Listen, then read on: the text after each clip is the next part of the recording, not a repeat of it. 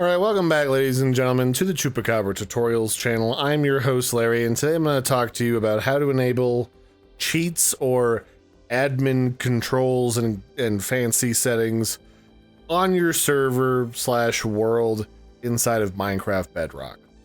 So for the sake of this tutorial, I created a world called test settings.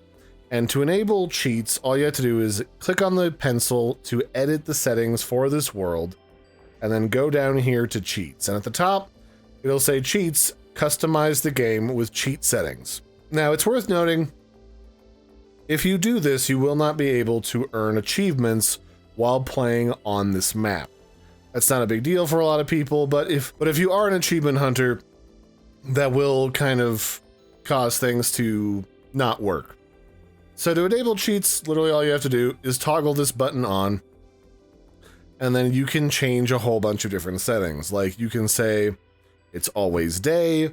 So let's go through all these different settings that we've got here. So at the top, you've got cheat settings for the daytime. You can have the day-night cycle be normal. You can have it be always day. Or if you set the time manually yourself to like nighttime, you can lock the time to whatever it is that you last set it to, and it will stay that way in perpetuity. I tend to like it being always daytime personally, but that option is up to you. You can set it so that if you die, you always keep your inventory. You can change mobs spawning yes or no. You can enable or disable mob griefing. That's where mobs like creepers can explode and damage blocks around them. If you turn that off, even mobs that are supposed to be able to damage blocks will not be able to. Although some bosses like dragons and the wither don't always abide by these rules, so keep that in mind. You can disable mobs dropping loot. You can disable the weather cycle. You can enable command blocks, which enable you to do some fancy things, especially if you are a modder or a creator of sorts.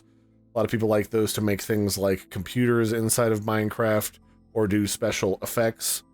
And then you can also activate the Education Edition, which is optimized for desktop devices.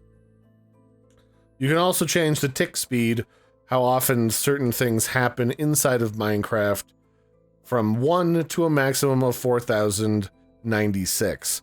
The higher the tick speed, the faster things happen inside of the game. It's the passage of time.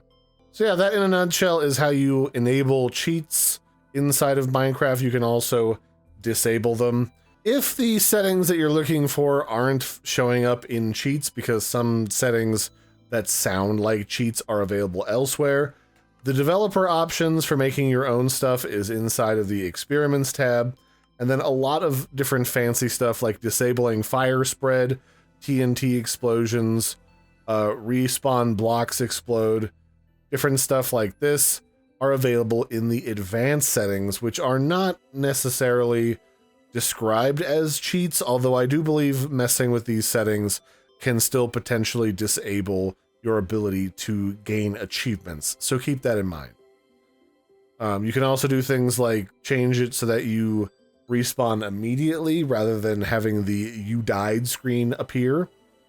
You can do tile drops so that blocks drop when they're broken. You can just make it so that when you break a block, it's just gone forever. You can disable natural regeneration, gain or lose health based on your hunger. That's kind of like ultra hardcore, where you can only respawn your hearts or regenerate your hearts using soups or potions.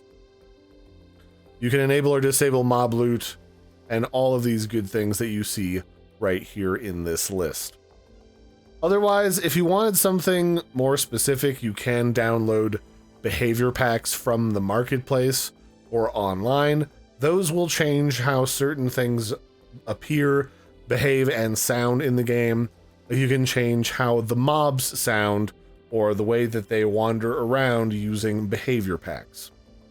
So that'll be it for this one, ladies and gentlemen. This has been a brief look at how to enable or disable cheats in Minecraft Bedrock Edition. I hope you found this helpful. I've been your host, Larry. Don't forget to like and subscribe, and I'll catch you next time. Bye, everybody, and have a good one.